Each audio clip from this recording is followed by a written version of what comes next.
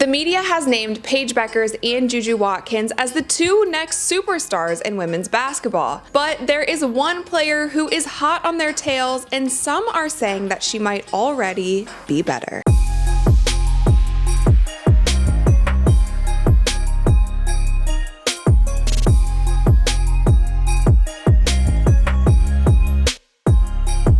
What's up, you guys? I'm DeMita, and welcome to the Courtside Club. Today is another day of the 12 days of Radmas, where we are uploading a video every single weekday until Christmas Day, with 50% of the earnings from these videos going to animal shelters here in Texas. So obviously, you guys, any views, likes, comments, all of the things are greatly appreciated and will also be going to a great cause. Today, you guys, we have got to talk about Hannah Hidalgo. She had an incredible game last night as Notre Dame took down the #2 ranked UConn team. This was obviously a huge matchup that a lot of people were anticipating. Paige Bueckers going up against Hannah Hidalgo, who is only a sophomore. And last night, you guys, she nearly had a triple-double. She had 29 points, 10 rebounds, 8 assists, and 3 steals, led her team to victory. And you guys, this was actually the first time that I have watched a full game of Hannah's. I had seen her highlights on social media. I was so impressed by her, and her game is so exciting. So it's honestly mind-blowing to me as to why she's not getting as much media play as players like Paige Bueckers and Juju Watkins are. But she was so exciting to watch play. If you guys didn't watch the game last night, I want to go through her highlights here and just show you just the energy of this player and everything that she does on the court. She's a smaller guard, she's 5'6", but she really does it all. So as you can see, even to start the highlight reel, like, this is Hannah's energy for the entire game. She's a nice pass here to her low post. One thing about her game as well is she is just so aggressive at all times, and not only on offense but also on defense. She is so scrappy. She goes for every steal and she never gets tired. As you can see here, fast break to a 3. And the energy, again, every play for her was a meaningful play, and I think that that's something that fans just love about players when they have so much passion on the court. Here, another corner 3. She is not afraid to shoot the 3. She's not afraid to take it to the basket. She has the little flare, the little jelly layup, another kick out to 3. And you can just tell by her mentality, by her passion, by her motor, by her energy. Like, these are the type of traits that you see in fantastic players.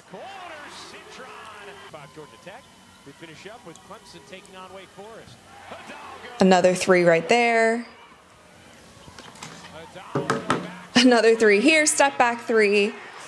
This is the excitement, and she gets the crowd into it. She's so hyped. She's kind of psychotic, but that's also what I love about her. She has an edge that's kind of nuts. You can just tell how much she loves the game and how much she wanted this win. This was like a championship game for this Notre Dame team. And obviously we've seen how hyped UConn has been. Obviously Gino has a legacy there at UConn. Paige Bueckers is the one that everybody is honed in on. She was, the Caitlin Clark before Caitlin Clark. Everybody was waiting to see this matchup. Paige Bueckers did play well. She had 25 points, 3 rebounds, 2 assists, and 2 steals. The biggest difference that I noticed between these two players in this particular game was, like I've said a million times already in this video, was the energy. We talked about it in my last video about Paige and Gino and the UConn system. There is a certain spark that I just don't see with Paige, and it's kind of sad because when Paige does take it to the rim, when she does decide to create her own shot, when she does decide in these little moments throughout the game to take over the game, she actually can score on anyone. But you don't see the kind of fire, passion, confidence, psychotic mentality that somebody like Hannah has, that somebody like Caitlin Clark has. I like to call it unconscious, like playing without a conscious. Like if you airball a 3-pointer, the next play down, you're going to shoot the ball again because you've already forgot that you missed that, and you're so confident in yourself that you know that the next one that you can make. Paige didn't seem to have that, and there were so many times, like, yes, they were playing hard defense on her, and it was a face guard, but I wouldn't even say it was like a crazy face guard. It was a soft face guard. They were denying her the ball, but UConn literally runs the same play every single time down the court. Like if I was playing against UConn, they would be an easy scout. It's a high screen every time, or Paige gets the handoff, goes to the basket, or she comes off the screen and Sarah Strong pops to the 3 and she just kind of chucks it back to her. They ran that play nearly every single time. And so I don't know if it was coaching. I don't know if it's Paige just not having that fight in her. But it seemed like watching these two players, even though, like I said, Paige played well, 25 points is a great stat line to have. There was one player who wanted it so bad and was so relentless in that pursuit, and that was Hannah Hidalgo. And she is only a sophomore, you guys, and Juju Watkins is also a sophomore. But there is not enough spotlight on this player right now. This is somebody who, and that's why I wanted to make this video and kind of share her with you guys. She is exciting, and that's what we need in women's basketball. It's like, that's why I feel like one of the reasons why Caitlin Clark rose to fame as quick as she did, because she plays an exciting brand of basketball. There's a reason in the NBA why Allen Iverson was more famous and more people wanted to watch Allen Iverson than they did Tim Duncan. Did it make Allen Iverson overall a better basketball player than Tim Duncan? No, but he was more exciting to watch. He did the flashy things. He was passionate about the game. He left every bit of himself on the court. He played with this dog mentality, with this fight, and that was something that drew fans to want to watch him play. And she is somebody that I see just something similar in her, and sometimes that can't be taught.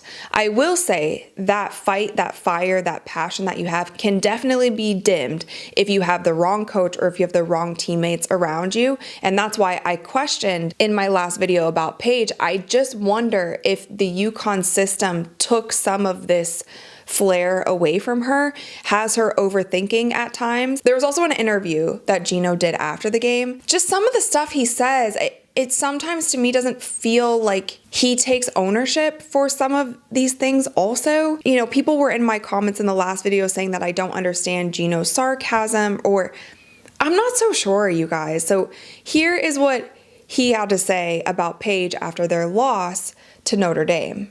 We need other contributions, and Paige is going to try to carry the team by herself when she thinks there aren't a lot of those contributions.